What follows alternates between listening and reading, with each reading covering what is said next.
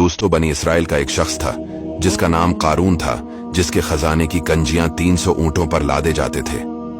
अल्लाह ताला ने इसको बेशुमार दौलत से नवाजा था, मगर आखिर में कारून का मकान और खजाना जमीन में धंस गया। आखिर ऐसा क्यों हुआ, वो हम आपको इस वीडियो में बताएंगे। कुरान का वाकया है, वीडियो को आखिर तक जरूर देखना। कारून का जिक्र अल्लाह ताला ने कुरान पाक में इस तरह फरमाया, बेशक कारून मूसा की कौम से था, फिर इसने इन पर ज्यादती की और हमने इसको इतने खजाने दिए जिनकी कंजियां एक जोरावर जमात पर भारी थीं। कारून हजरत मूसा अलैहिस्सलाम के चच्चा यसहर का बेटा था। बहुत ही शकील और खूबसूरत आदमी था, इसीलिए लोग उसके हुस्न जमाल से मुतासिर होकर उसको मनूर कहा करते थे। इसके साथ साथ उसमें यह कमाल भी था कि वो बनी इसराइल में तौरात का बहुत बड़ा आलिम और वो बहुत ही मिलनसार और बा अखलाक इंसान था, और लोग उसका बहुत ही अदबू एहतराम करते थे। लेकिन बेशुमार दौलत उसके हाथ में आते ही उसके हालात में एकदम तगय्युर पैदा हो गया और हजरत मूसा अलैहिस्सलाम का बहुत बड़ा दुश्मन हो गया और एला दर्जे का मुतकब्बिर और मगरूर हो गया। जब ज़कात का हुक्म नाजिल हुआ तो उसने हजरत मूसा अलैहिस्सलाम के रोबरो ये अहद किया कि वो अपने तमाम मालों में से 1000वां हिस्सा ज़कात निकालेगा। मगर जब उसने मालों का हिसाब लगाया तो एक बहुत बड़ी रकम ज़कात की निकली। ये देखकर इस पर एकदम हिर्स और बुखल का भूत सवार हो गया और न सिर्फ ज़कात का मुनकर हो गया, बल्कि आम तौर पर बनी इसराइल को बहकाने लगा कि हजरत मूसा अलैहिस्सलाम इस बहाने तुम्हारे मालों को ले लेना चाहते हैं।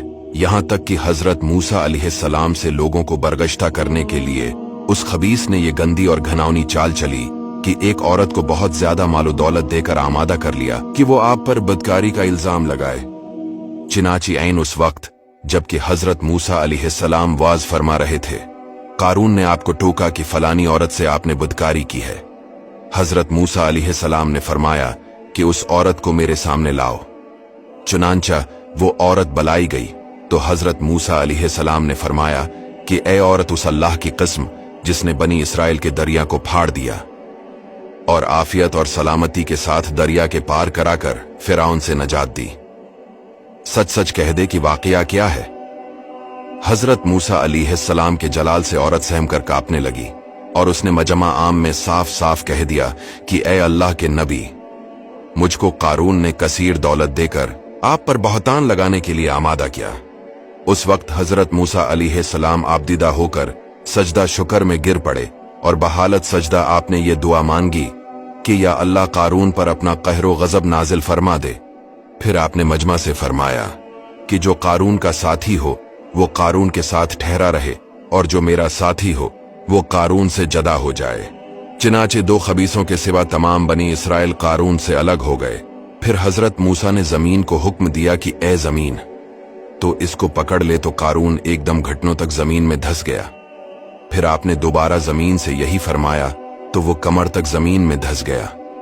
ये देखकर कारून रोने लगा और क़राबत और रिश्तादारी का वास्ता देने लगा, मगर आपने कोई बात न सुनी, यहां तक कि वो बिल्कुल जमीन में धंस गया।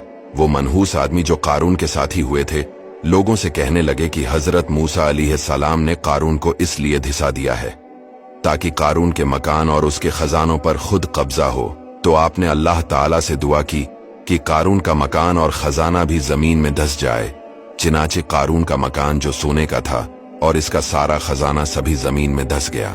ये इबरतनाक वाकया हमें यह दर्स हदायत देता है कि अगर अल्लाह ताला मालो दौलत अता फरमाए तो इस फर्ज को लाजिम जाने कि अपने अमवाल की ज़कात अदा करता रहे और हरगिज अपने मालो दौलत पर गुरूर और घमंड न करे, क्योंकि अल्लाह ताला ही दौलत देता है और जब वो चाहता है पल भर में दौलत छीन भी लेता है। हर वक्त इसका ध्यान रखना चाहिए।